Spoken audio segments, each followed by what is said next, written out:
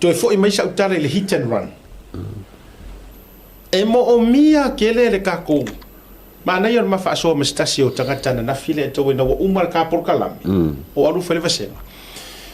Ai na so tai mai se tasio fa fia nga. O ka o kele ka o so fa fi au fia kele por kalami. Ma tua fa sa o mai lava. Na ua fa ma fa so na lela. Fa sa o le mai le ta fa so na nafi. O le tu o la na sa noanga. Asiata. Langa tasile mea e te tau na tato whae tete. O le tato nau telefo I se mea wha pei wo tato taritonu ina. A o le lava kau ki wha karikari. E wha maongia pe le wha maongia. O wha tole le sunga le. Whai au. Lala wingo lau sau no. Whai mai. Tato wo le hit and run. Okay loa. Iva se furu pasenge, if not, iva 5% o kangaka Samoa worldwide. O la ua matua taritonu uma. Kulo wa le ala pule waka. O le ala pa o di mongi. Le anga la vea ka mikikira. Ai e iai le si se furu pasenge. Ia po o le lua se furu pasenge fo. O tangata. E le karikongu le maulea. Yeah. Whamaino mana sa uanga raifi au. O a fea la o le a. O a fea o le a ku whaakasi pasenge ngai inga ia maua le pasenge sa. Yeah.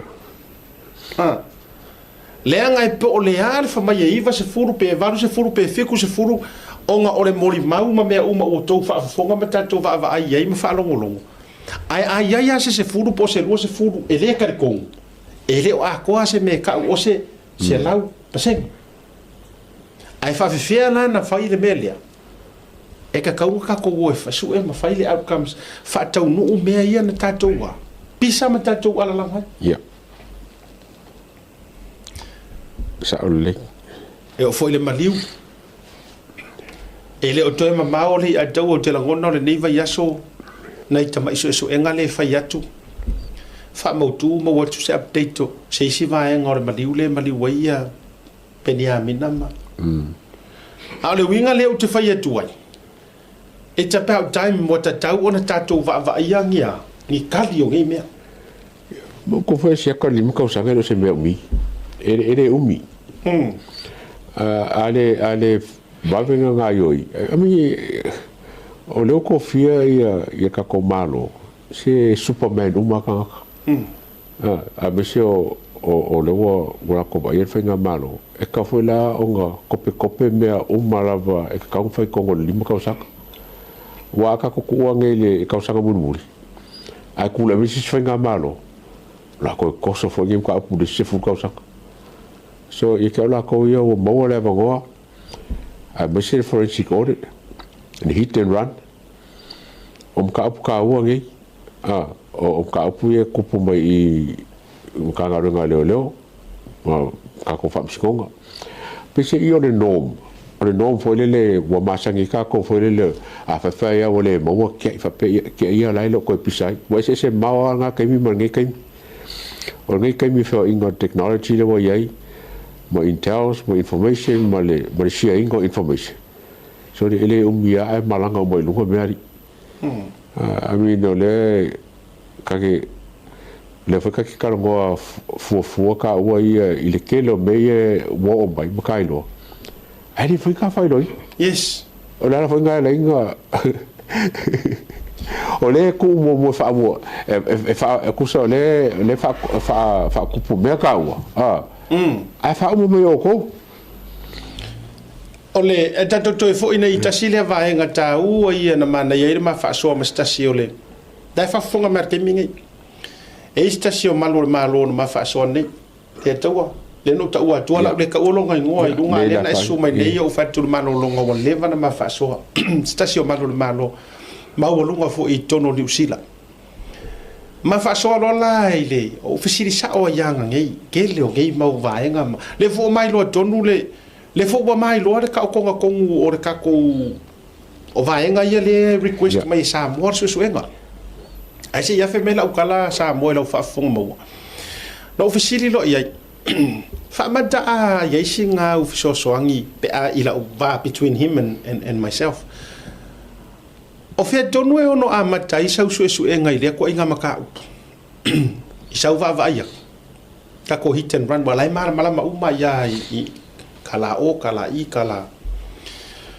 fai mai le dala le malo ia te ona nei asiata o le tangata sa o lava e te tauna toe orai i e toe fo ia ku lava e koe a makalanga wha makalanga leanga o ia nga mafua ai nga pākele le whanga ofe e le o Samuel o fui awa ili i ken kai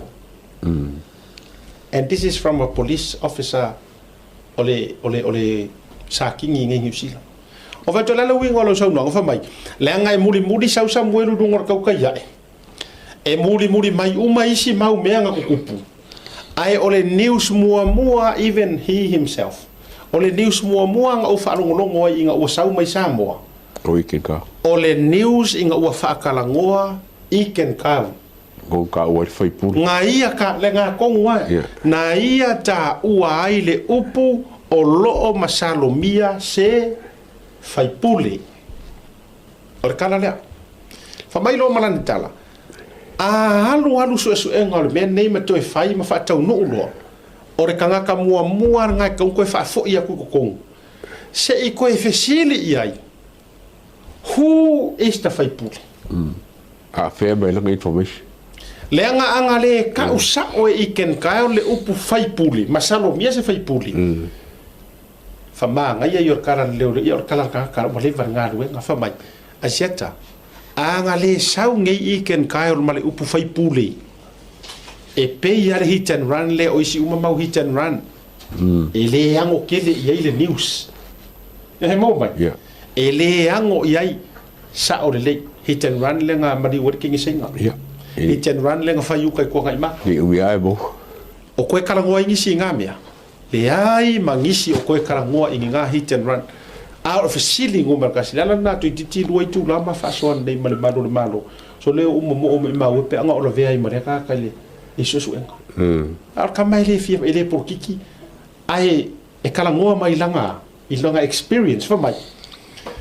anga le pisa le nguko i ken kael o ia kongua ngā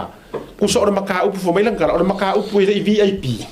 o VIP go ka foi pu nga kongua te ka foi ka e kom singa ai ka e kom singa anga ka fa mai anga ka o ngi media fai ngo fia ai o le come singa nga saula vai longa fofonga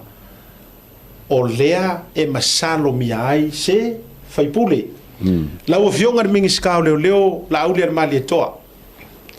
leo te pola te va fosi Smith o i kongu ai ro kari kongu kasi lea vaenga ma a se kalileia e koe a maka ai le so enga lea ia o fatu lola i o utala na nei le malo ai la longa fa bai ia le malo ngi ia sa wa vaku e kupu le hit and run e le i announcing se malo o lo nga mala e kupu le hit and run o lai ke te ka lono winga pe ato e fa matalaina e ko akele ala fai pule ia ngai i le fast e le ka kaunga afia ingo la ko ingoa i le upule a fai pule lono winga ua lama le vai so engar kam ke ro hermane ma fa songi o fa pe va ai la sa what screening ar ka le mea ki dia vai li o e mo mai le anga i le fai pule nga vai le nga kaimi manga ku o le i fai fa tautonga e alo ia ingi fai pule fast i le temile ai a fa pe o langa fa nga e fui avai i ken kaole nauna lau te le fa matalai fai pule ia nga malo aku le nga uma ku paroka le nga oi le nga fa ka aper pale mengi o lai oi ku lono winga a tato tiro le fast na pauta nga tai lave vea i lalo le fa langinga nga o la auli le mali toa o fia me o olo o Wayne le kingu le tinu ia arwaku o le ku la epa ia o le ala i puli o kula epa o ai foi lenga sao nga kai ala ia sa o le kalangole sa ngo mai le saking singia le mafasoa ko so le walu le kango sa o ia fa makala mai faingo pe a o nga su e mele lono winga e ko e su e mai ai ken ka le sau e fai se kala o nga maka mai ora ia maka mai ai a wa fa mai lan sau no aziata a mai ngai la iken ka ai fa pe mai nga fua o le mele nga fa ka kau ia nga kala o le mori mau ale Samuel sera nei fa ko le mori mau ale Samuel le amakanga wa man to mo nga va ve o ye Samuel le atawa e fa to asa muri nga fi Samuel du ngor kau kai ya fa ko ai nga mua lu ye le kai mire fa ko a ku pu fa la fi mana tua mai la o le nga lu ye Samuel ai pe nga fa ka alonga i vai wale yango ye da wati ia o le la o te vai atu a fa pea o le mori mau lava le anga mua o le official leo e a fua ai le upu nga fai i ken kaio o le la ngofo i ken kaio ai le se ia lo fange i le ku ule nga pakia a o la nga ke lo le e sa o le mori mau ale le nga la ku ia nam ka mai kusa kasira le kanga ka fa ale lo fa le ia ngai sa mo le va ai mai ia ile mele fe ko so ai solo i fa pe nei mata up a o te fai atu fo i o le nei tu ai ngā loto mare ma fau ina ma le aru ese mare ma kanga ruenga o leo ai koe fo ia koe fai langa lo ia e la koe whanga rue kongoro official lo ia siri lenga ke aknge e vai tato iai o le ala ele i koe o ala ka ko kasi le vaenga la o fionga mingiska o leo ia te tasi le vaenga tele te tau ona toi fo i se i koe fisiri sa o le rira a mai le rira kulou suafa au mai le komisinga le nga yai mua a mai se i koe fisiri ngia ma a vifo su ngale ia po fer sa wela nga o fea nga sa wai sa wela nga ai o ai foi le atua e ke leso nga fea se kala makau fa oli ka fa makalanga e kau ka o ese so se o mare le lo po hai ia iwe ora nala le fa yak mana ia peno vat ele o tautu le moe ele o nofo noa le tato por kalame le sa ili solo o le makengi usila la ngole ku ngai le saude kala yo mo fa kangi e ava ko e au so a o ainga maku la i makio ai su ele ofisa au ku po ai la su e ma fai langa o le media ele fengase i vanga e ile malili nga fa secrecy fo ile ia e ma tua e ma fai anga di mai ofisa se kaimi ale mele o te fai tua ora kanga kale ale o matua ngofo le se kau kala la va ai tu lava wa fa ta sina mai le fionga le pale mia koso aku o le si piko le koso mai i fe arua i Samuel fa bengai ma lokas ka mai kikila ai no fo le sui le se me o fa a o ia la ile ki o ia ga ile ki a ku se siku o lo mutu le ngana tu sa o le vatu o lo mutu iken kaio po o lo fufonga ua mafua inga mawalunga maka upure ia o le upure fai pure o le upu e whaonga ina ia hau fo ina ia te ua upu moni tuila epa o la uru ile ia o epe afa pe au ia te au fo o singa au koe mea sa o ale ke whaia e lava tule lui a whai e ke claim mai o oio stangata whai mea moni whai mea moi, whai mea sao le la avaku le ru ile ngei ar kau ka ya e lau sunga tu la epa sa ilele madi le ngoi o ila e ma fai ai ngai loa mau ke loa kongu o ngā ke fai ar wha maongi ma olo e ngau ngau mele ka kaulanga e fai se awala e lu i e wau ke loa e usika i ken kauri a oi ka sire au wakari wha peripeli e ma fai lana e i oe e ke aro e momori se o kari o iken ka momori sa o ai o e peke kango e fai e vaku lungo au fa tal noanga e sau e ka mai po ai fai pule le e ma ngai nga Manga ia. Awa e mo fai pule. oma Lo se o sai mar pelo. la sanga ngofo e ken le la fa tu lo tala a fa pe ngai la ele o li mo ngi fai pule le ke ngofo mo e o lo le alo fo nga ya li mo e sa lo tala Sa ole. o lo le alo fo ile nga ile ko inga kanga kalanga o le sa mala ile ao ma le po are ke ngofo ma le fai pule le lo pe ese se si urupo awa aka ko wo i urupo Yo mo u.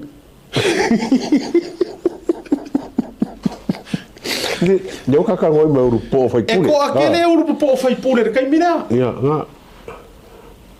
o kuala pongi fasio Ia. o mau o se ula Foi o le ara pule. o le ara le pule e fa urupo e fa solo ko inga yuru kula e afar kula Le la lo urupo wa. e na no foi atu o le tangata lea wa te tau o na to e toso mai te tonu e fisiringia o ngofo anga ngei Godfather o fa pei fo lo loto o le ma ngai o le point lea nga au mai o le matua ma nei o le point lea nga au mai le leo e le maro le malo nei ni usila le ma fa soa fai mai ua mafua nga mawalunga le case o nga waka ufua i ken kaio le upu fai puli now he needs to come back and tell the world of Samoa Po ai fai pule. who is the fai puli o ngofo ale ngai ko ngore ofisa mo fapia wait a minute that is right Ia, sao. vai wa fiang i hit and run ele sa wo se ngo se fai pule si ka mai kai mi ka pisai uma ai paua le o le hit and run nga o nga sau o iken kal ai se sila oi or kai mi ngai wo makua i koe ku i kingo iken kal le kai langa me fai but do you know what Godfather do you know what le atua na faatanga i le atua nga alau e le atua nga kaimi leanga e ia le fa maungianga o se fai puli ua koe kangi fua la vi a ua makua lo pala i le vao engedi ia te aula ia wa o te le loa ia i la ua fionga komisina lango o te le loa ia pe te le so lo to fai ele me le anga ia I can call I don't know because why o le sa e serve la lo te inga I can call wa o tangata le o le fionga ia fa masanga ta sila tangata matua fa tu ina fu ia vai di temi fo ola na ngo foi nga le la na le to fa fonga me sa mo e pe tau ala va sa ma dala me se sa utala anga ile fionga il par mia ai se